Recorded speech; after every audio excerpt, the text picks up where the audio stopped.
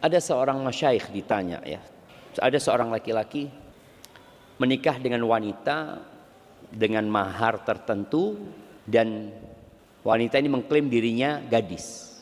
Tapi setelah nikah ternyata nggak gadis. Jadi ada yang ketahuan kalau dia nggak perawan setelah pernikahan. Kalau ini kan belum nikah. Setelah menikah baru ketahuan. Apa yang harus dilakukan? Maka solusinya kata Syekh, ya engkau boleh meminta balik sebagian maharmu. Jadi mahar itu yang diberikan bedalah gadis sama janda. Namanya kalau janda 100 juta, gadis 500 juta umpamanya. Maka dia minta kembalikan 400 juta. Antum mungkin kebayang, Ustaz, masa banyak banget ya. Dulu para sahabat jemaah maharnya itu kebun kurma jemaah. Kebun kurma.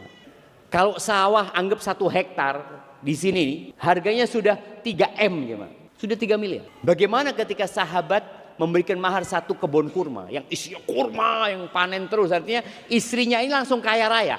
Artinya tadi ketika memang kondisi gadis sama janda, ya tadi engkau boleh minta sebagian maharmu dan kau tutupi istrimu kalau memang dia bertobat kepada Allah Azza wa Jalla. Ya udah, nggak harus cerai, nggak harus berpisah kalau istrinya telah bertobat. Bahkan jemaah, ada orang yang bertobat, ada orang yang berbuat dosa besar, dengan dosa besar itu dia masuk surga.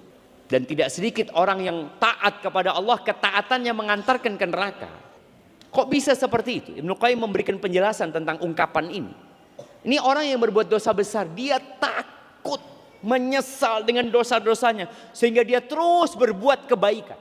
Karena dosa itu terus menghantui dirinya, takut nggak diampuni sama Allah. Maka akhirnya dengan sebab dosa besar yang dia lakukan, yang kemudian dia bertobat, dia masuk surga. Tapi ada orang yang mungkin dia seorang ustadzah yang banyak kebaikannya, dia masuk neraka gara-gara ketaatan yang disebabkan dia ujub dengan kebaikan.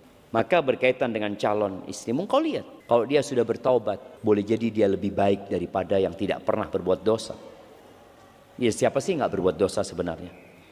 Maka tadi antum perhatikan calon istri antum, kalau ternyata dia memang bertobat kepada Allah jemaah. Dia ada orang-orang yang salah jalan di masa mudanya, kemudian dia bertobat kepada Allah. Antum ingat cerita seorang pelacur yang memberi minum seekor anjing.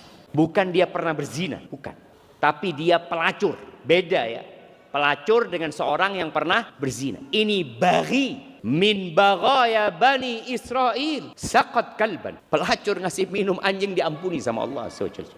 Maka boleh jadi istri antum atau calon istri antum bertobat kepada Allah Azza wa Jalla dan Allah ampuni dosa. Barakallahu fiik.